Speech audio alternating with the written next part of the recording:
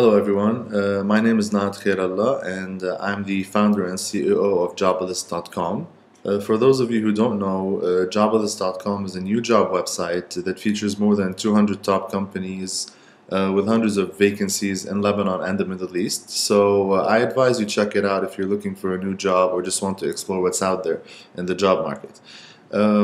This is the first video of a monthly series that will tackle career-related issues to help you in your job search.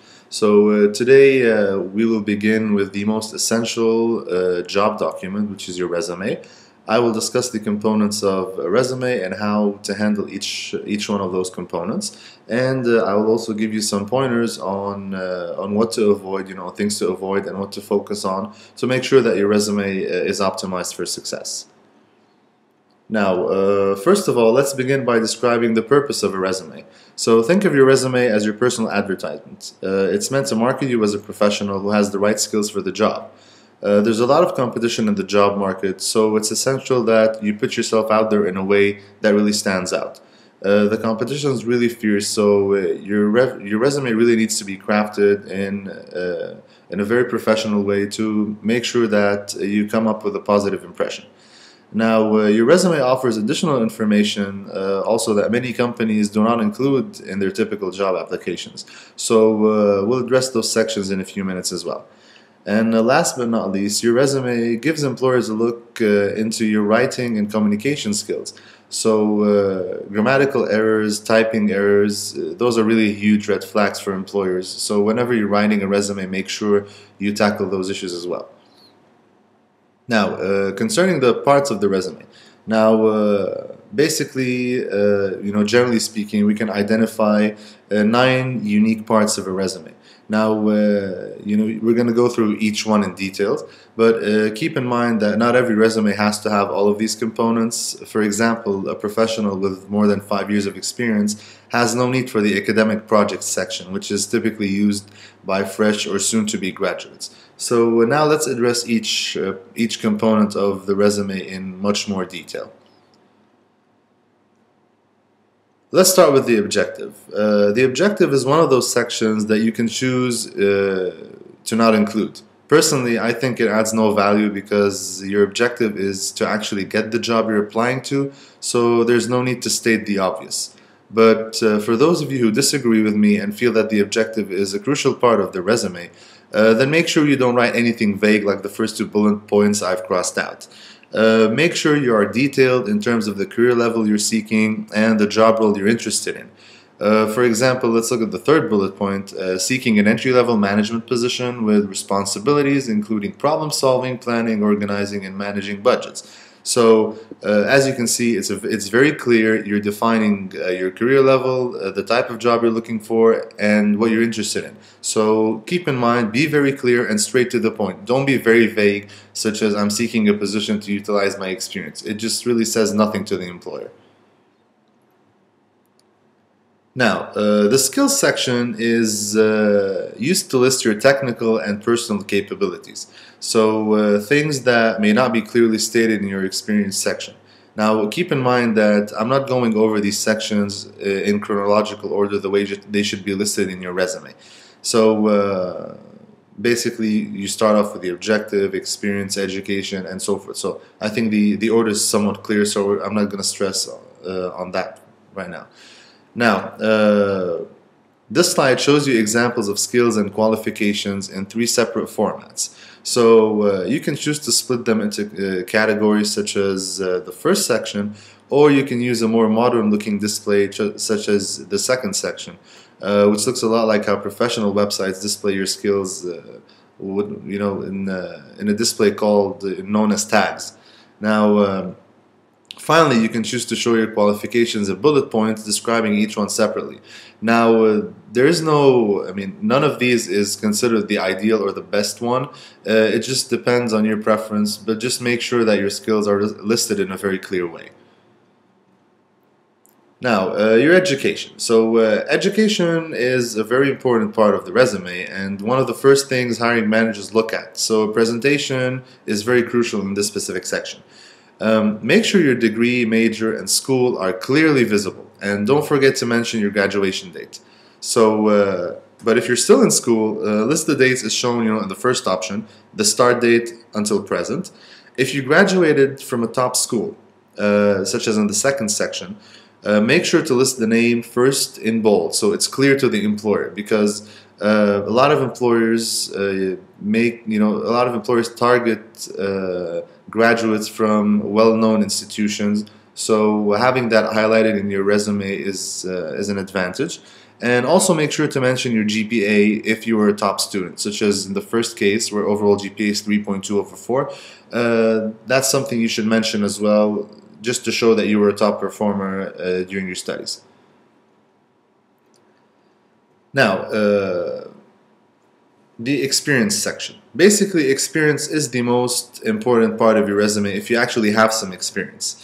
And this is where most job seekers really mess up and fail to describe their professional profile the way they really should. They just don't do themselves any justice. So let's start with the presentation. First of all, always state the company name, the job title at the time of the job, and the company location. And the start and end dates of your job. Don't forget to mention the months as well. I can't even begin to tell you how many resumes we received that just don't include any months, sometimes don't include the location. We've even had people who haven't included the company name. So that's a very unprofessional way to actually write a resume. So make sure all these components are in place to make everything very clear to the employer. Now, in the body of each job, it's crucial to list your accomplishments instead of listing your daily tasks and duties. This is a very key point here. Employers want to know where you added value. So make sure you address achievements and make sure to include numbers in your performance if what you did was actually measurable in some way. So if you look at the example I have here in front of you, for example, the second bullet point, directed progress, shipping, manpower, forecast, and utilization to improve overall operations by 14%. So I'm giving a very measurable achievement. The point below that, reduced shop lead times by 20%. Also another measurable performance indicator. So the more detailed you can be and the more measurable your performance is, then you'll stand out to an employer and they can actually know what you're capable of instead of talking in generalities or simply just mentioning your day-to-day tasks that are actually pretty obvious based on the title of your job. Now, academic projects. So as I mentioned previously, the academic project section should only be used by students, fresh graduates, or basically entry-level professionals with less than 2 to 3 years of experience. Academic projects are used basically to give the employer more insight into your knowledge and capabilities. So as a fresh graduate, typically you don't have a professional experience track record yet. So academic projects give employers an idea of what you're capable of. So the projects basically, they should be listed, in terms of presentation wise, should be listed first of all by name or with a brief, one-line title just describing what the project was about. And the title description, or the bullet points or the body text, basically should state the purpose of the project, meaning what you were trying to accomplish at the time, and also state what you actually did to reach the project's goal. So just, very brief explanation just to give the employer an idea of what you actually did on the project. Now, the awards and honors, all right? So for those of you who have received academic or professional honors, this section is the place to show off, your accolades to employers. So start off by listing the award's title. This is very important. And the awarding institution, meaning who awarded you this honor, all right? So make sure to add the year as well, very important. So this, if you're someone who's had a lot of awards and honors, it would be a great way to show a consistent track record of top achievement. So listing the dates is very important. So volunteer experience. So this section is for those of you who have volunteered for social services at some point during their adult life. So basically, this section has become increasingly important, especially with international companies, or if you're applying to the western part of the world, Europe or the US. With the news of several business scandals over the past decade, a lot of companies are really interested in candidates who are socially responsible and ethical in their work. But that doesn't mean, this section specifically is really rare among professionals, but it's a nice addition if you've actually done some similar work. But it's not really a requirement, and if you don't have any volunteer experience, that doesn't mean your resume isn't gonna make it through. Okay, this is just an additional detail for all you guys who really have some volunteer experience. So basically, give a slight description of what you did as a volunteer, but it doesn't have to be as detail oriented as the work experience section. So very important, just you don't want to take too much space out of your resume for this section because it's not really a huge key part of it. Now, affiliations and activities. So this is the final section we're going to discuss. So make sure to mention any clubs or professional associations you were or currently are a member of. So if you occupy a specific role, such as the head of the student cabinet or a treasurer, specify that as well, and make sure to list the durations if you're no longer a part of that association. So basically, very straightforward. It's more of a list than an actual description of anything. So very important here. Now, here are some tips, things I'd like you to remember while writing your resume. So first of all, always include correct mailing address and phone number. So really, I can't begin to tell you how many resumes I receive that include incorrect contact info. It might be a wrong number, a wrong email address. Sometimes both are wrong. Many times, it's really sad because a lot of times we find, a candidate that's really qualified for a certain job, but then this person is unreachable because their contact info is wrong, and then we have to pass on them. So make sure to always proofread, double, triple check your resume before sending it out to anyone, just to make sure that you're not a victim of something like this. All right. Now, second point, omit personal information such as age, height, weight, health, and marital status in resumes sent to Western countries. So here in the Middle East, it's really common to include, one or many of these factors. But in the US and Europe, companies do not like to receive resumes with this type of information because it's considered as discrimination. So therefore, they will most likely not contact you for an interview, because if they don't select you after the interview, they're afraid you might sue them on basis of racial, gender, or other form of discrimination. So always keep this in mind. What works in the Middle East is not necessarily the standard elsewhere. So research the resume standards of the country you're applying to and format your resume accordingly. So that's very important. Now, avoid using personal pronouns. Don't write I in each and every sentence, okay? It's really annoying to employers, and it gives the impression that you're egotistical, like you're full of yourself. So stay away from personal pronouns, okay? Try and use what are known as action verbs. So fourth point, do not falsify your credentials. Seriously, do not lie in your resume, because I don't know why people still do this. Employers are not stupid, and they're going to figure it out sooner or later. So even if you do get the job by some miracle, you won't last long because your incompetence is going to stand out really, really quickly. So spare yourself the humiliation. Do not falsify anything in your resume. Now, list information in reverse chronological order. So list everything in your resume from the most recent to the oldest, not the other way around. Because companies, they typically tend to focus more on your current achievements as opposed to what you did 5 years ago. So the more current the information, the more weight it has in the hiring decision. So use the reverse chronological order.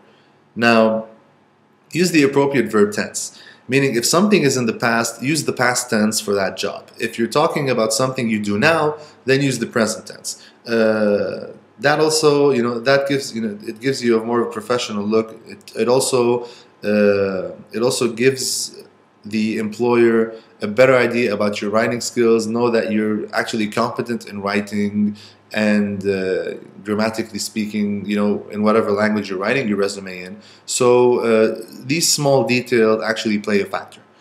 So Second point here, do not list salary history or reasons for leaving previous employment. So, I mean, this information is to be discussed in interviews. So, until then, I mean, keep it to yourself. Basically, salary information and anything to do with your previous employer, I mean, it's really too early to mention this in your resume. And when employers see this type of information on your resume, they take it negatively. So, really just keep it until it's time for that. And actually, this is a topic that we're going to address in a future video that discusses interviewing and interviewing techniques. So we'll get to that hopefully soon enough. Now, if your resume is longer than one page, list your name and page number, on all the additional pages. All right, so this is very important because sometimes HR personnel they get too many resumes, too many papers get mixed up on their desks. So, I mean, if your resume wasn't binded or anything, they might get lost, and it might become really difficult to join your second or third page with your first page. So, including this information really makes it easy to link your pages together if for some reason they do get misplaced.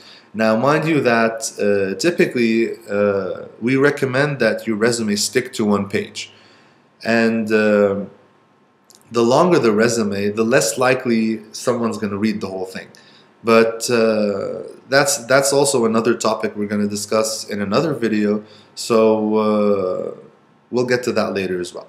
Now, references basically are a separate document, so do not include them on your resume. This, personally, I think references should only be given if asked by the employer because it gives you the opportunity to always update your reference list and include people that know you best professionally. But if you insist on including a reference list, I mean, list it on a separate document because it really adds no value to your resume. Because when an employer is going to shortlist your resume, they're not really going to look at the references. Reference checking comes at a later stage. So it adds no value to your resume, and it just takes up too much space to be actually worth it. So my recommendation is actually keep it on a separate page.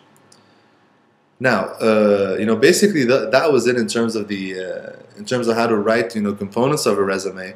Now, last but not least, I'm just going to give you some insight into Jobalist.com and how we can help you craft your resume if you actually use Jobalist.com for your job search.